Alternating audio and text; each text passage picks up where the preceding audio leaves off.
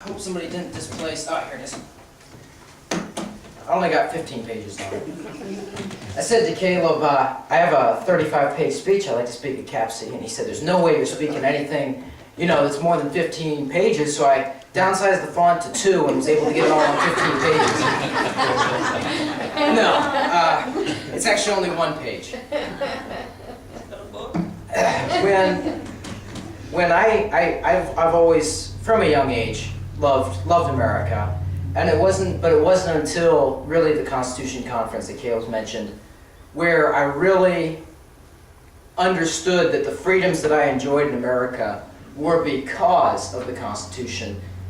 They're God-given rights, but they were guaranteed to us in America by the Constitution. And I remember actually just kind of a funny thing on when Caleb and I were riding home from the thing with Dr. Harding. I remember Caleb saying to me, we need to be reading the Constitution. I was like, yeah, I think that's a good idea. And then I remember, almost as we were almost home, these aren't the exact words, but you started to kind of hint at, we need to get other people involved. We need to get other people reading it. And of course I looked at him, I said, you're not 21 and there was no alcohol served at this place, but you weren't drinking anything. I mean, I thought, yeah, that's a great idea, but how are we going to do it? And then we kind of just, I reckon you just started. And that's what we did, and it's been fun. It's been amazing to watch it all happen as it's gone on. I want to just start tonight with a couple of quotes by our founding fathers. I think that's a very great way to start. Actually, if you have a pocket Constitution, you can find them Does anyone need in one? there. Does anyone not have a copy of the Constitution? All right. Get in the way of the camera, Caleb. You got in the way of that camera, too. Thanks, I appreciate it. I like to Who bug needs him one as again? much as I Can you can. raise your hand one more time? Did you need one? I'll take another one. I have one at home. All right. I have a limited. Yeah, that's No. why. A limited stash. If you don't mind, I enjoy walking around, so I have to carry a mic with me. The first one is on page 3, and it's the very first quote, which I thought was very fitting, observing the hand of providence. So many people say that the Constitution, the people who formed it, they didn't really believe in God. George Washington said, speaking of the adoption of the Constitution, he said, it will demonstrate as visibly the finger of providence as any possible event in the course of human affairs can ever designate it. I don't call that separation of church and state. I'm just going to say that right now. Next one's on page 4, the very first one. Talking about preserving the principles that the Constitution was founded on. Daniel Webster said, I am committed against everything which in my judgment may weaken, endanger, or destroy the Constitution, and especially against all extension of executive power. And I am committed against any attempt to rule the free people of this country by the power and the patronage of the government itself. That sounds like limited government to me.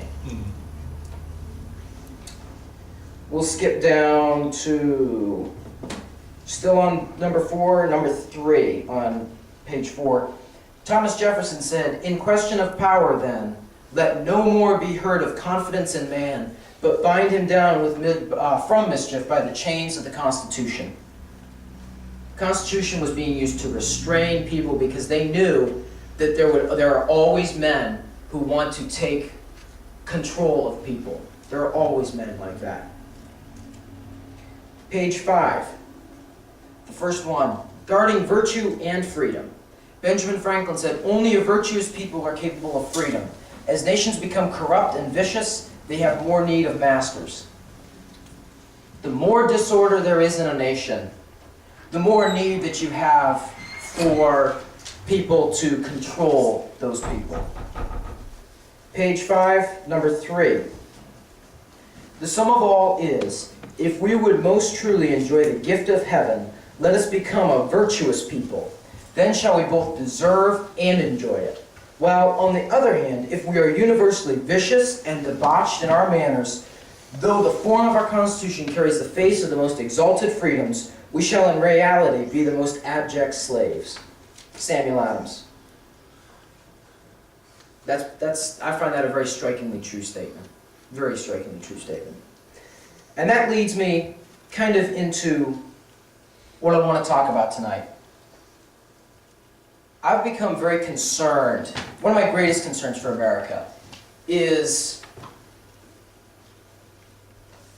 the fact that so few Americans know what the Constitution says.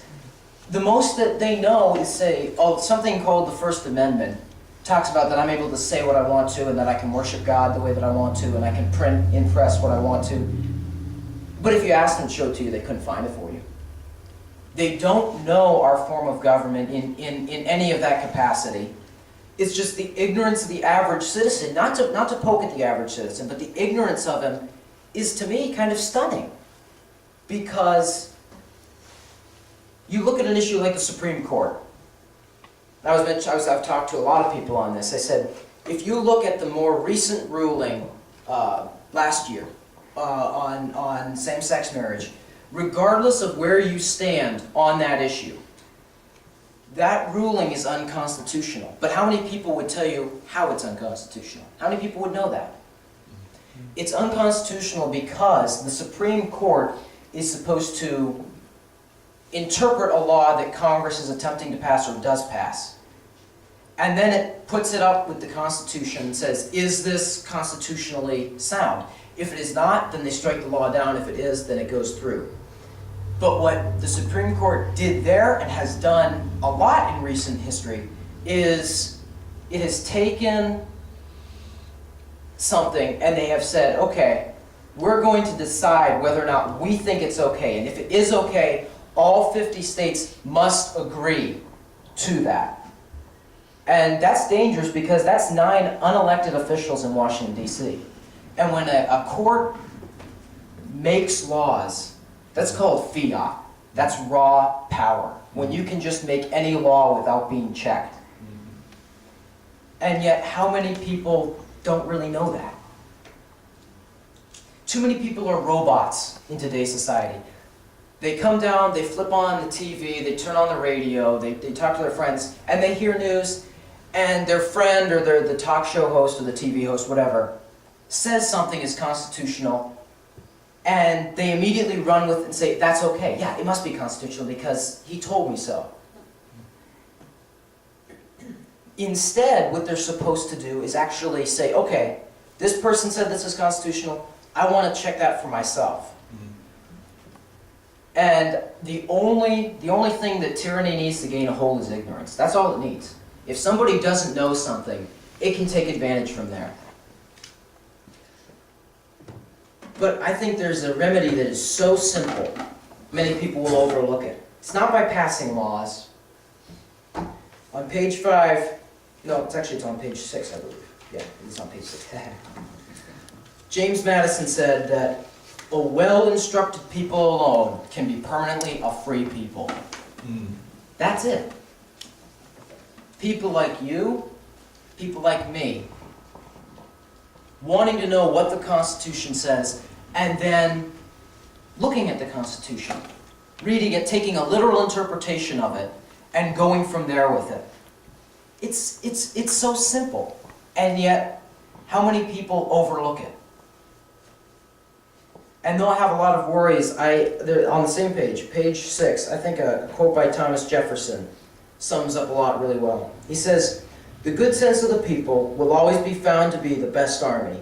They may be led astray for a moment, but will soon correct themselves." And I have confidence that the American people will rise to the occasion on that issue. But it won't happen unless individual people. It's not going to be a magical big group doing it. It's going to be one person. It's going to be 2 people individually deciding to play their part as a well-informed U.S. citizen. And that's a decision that I had to make, that Caleb had to make, that everybody has to make, is what are they going to do? Are they going to not really know too much and allow people in Washington or people anywhere to dictate what they know? Or are they going to take the Constitution and actually read it? The Constitution's not hard to find. You can find it almost anywhere. You can print it off. You can print it online. You can find it almost anywhere. Or else, you can always buy it from us. We always like that so much more. And it's just, you know, I have a lot of worries, but I believe that because we have such a terrific document, that unlike most nations, we have a terrific opportunity to rise to that occasion and to take that.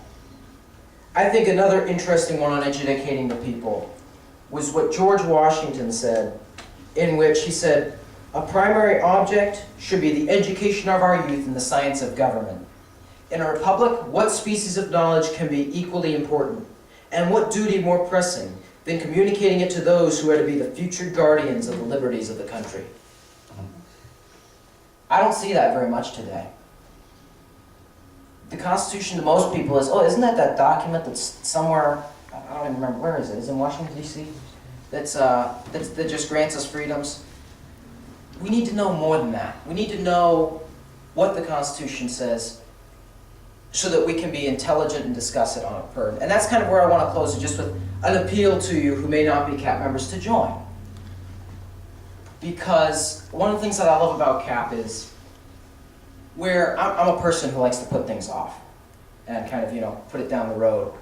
But when I joined CAP, I committed to reading the Constitution. I committed to reading my state constitution. I committed to doing things like that. And it's helped me, and also being around people who are doing the exact same thing, it has helped me immensely. It's free too, so who can't like that, right? But whether you join or not, here's an appeal I would also like to make. Make sure you still read your Constitution. Because regardless of whether you join a group or not, the Constitution is still important. Always will be important. And I really hope that you will all consider, at the very least, reading the U.S. Constitution. Because without it, we're seeing the fruits in our nation because of that. We're seeing the fruits of that. And that's pretty much where I want to close with that. See, I didn't keep you here for 2 hours. And I just want to thank you all for coming out. I want to thank Mrs. Carolyn Brown for coming out. I'm looking forward to hearing her speech. Just for taking the time out to come out. I think we're planning for that a little bit later. I'll save it. Okay.